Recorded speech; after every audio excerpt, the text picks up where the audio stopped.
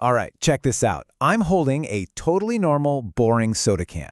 But what if I told you that inside this can is the secret to launching rockets to Mars, powering our entire planet, or, accidentally blowing up a city block? Yeah, today we are diving deep into the insane hidden world of aluminum powder. And I promise you, by the end of this, you will never, ever look at your recycling bin the same way again.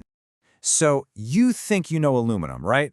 I mean, it's everywhere. Your phone, your car, the foil in your kitchen. It's kind of boring. But here's the crazy part. With a little bit of high-tech alchemy, we can transform this chunk of metal into a super powder. And when I say super powder, I mean it. It's like the difference between a cute little house cat and a saber-toothed tiger. Yeah, technically they're related, but one of them will, well, end you. And I am not exaggerating. The Southern African Institute of Mining and Metallurgy puts it bluntly. It can lead to potentially life-threatening fires and explosions. We're not talking about a little poof here. We're talking about building-leveling movie-style explosions. Just imagine a cloud of this fine dust hanging in the air, one little spark, and kaboom. It's an honest-to-goodness fuel air bomb. Seriously.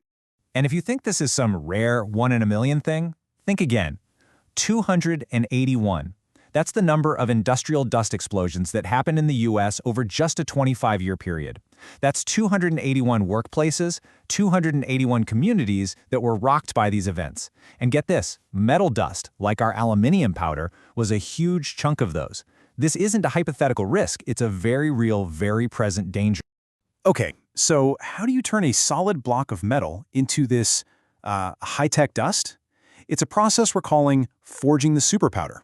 So one of the main ways they do it is called gas atomization. And honestly, it sounds like something out of a sci-fi movie. You take molten aluminum, we're talking liquid metal hotter than lava, and you just blast it with an insane jet of high-pressure gas. It basically vaporizes the metal into millions and millions of tiny, microscopic droplets that cool into perfect little spheres. And this is what it looks like up close. See that? They're not jagged little chunks. They are perfectly spherical. That shape is the secret sauce. It's what gives the powder its incredible properties, allowing it to flow, pack together, and react in very, very specific ways. Each one of these little spheres is like a tiny, self-contained package of pure energy. But what if you want to make something more complex than just powder? Well, there's another wild method called metal injection molding, or MIM. Okay, stay with me here. You mix this fine metal powder with a special binder to create this weird dough-like substance. Then you inject that dough into a mold just like making a plastic toy. And then, and this is the best part, you bake it in a super hot furnace. The binder burns away and the metal particles fuse together into a solid, complex part. It's like 3D printing, but way more hardcore. All right, so we've made this crazy superpowder, but what's it actually for?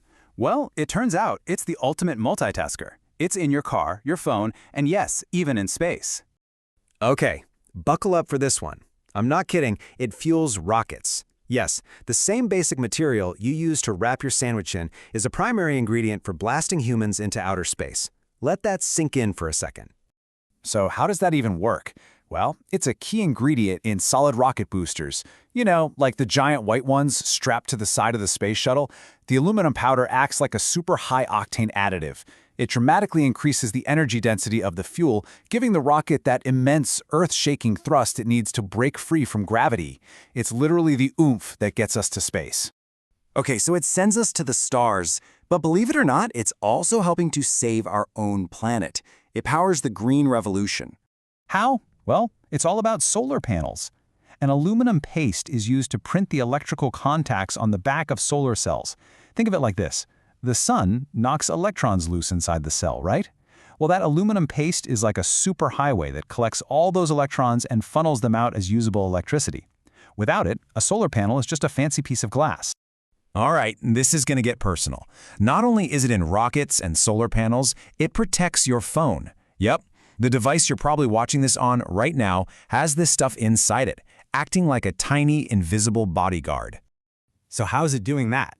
Well, coatings made from aluminum powder are amazing at providing what's called radio frequency shielding. It's basically a force field that blocks stray electromagnetic signals from scrambling the delicate electronics inside. It keeps your phone working when you're near a power line and, keeps a missile's guidance system from going haywire. Super important stuff. So it seems like a miracle material, right? rocket fuel, green energy, phone protector. But as we all know, with great power comes, well, you know the line. It's time to talk about the explosive dark side.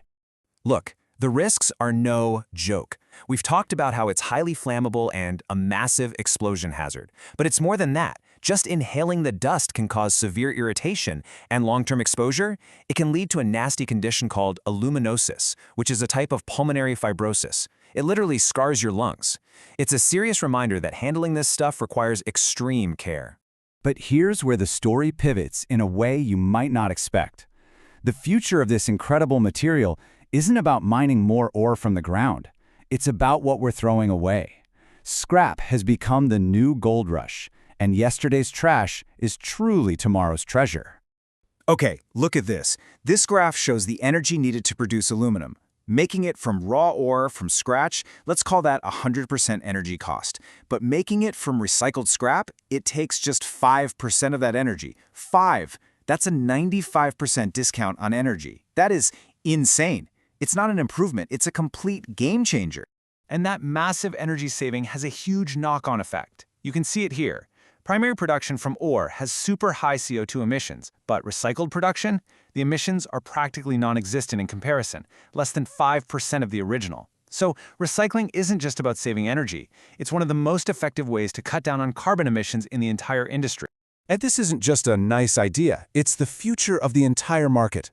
Look at these forecasts. By 2040, recycled production is expected to overtake primary production. Over half of all aluminium is going to come from scrap. We've reached the tipping point. The age of recycled metal is here. What this all means is that scrap is no longer waste. Period. It's a strategic resource. And you know what happens when there's a valuable strategic resource, right? Everybody wants a piece of the pie. The EU is slapping carbon taxes on high-emission imports, which makes recycled metal way more attractive. You've got countries like China and India scrambling to build up their own domestic scrap industries. Suddenly, global politics are getting tangled up in, well, our garbage. It's a new global competition. So it kind of makes you wonder, right? Is the future of technology, the stuff that's going to build our rockets and power our cities, buried in our own landfills? The answer seems to be, yeah, kinda.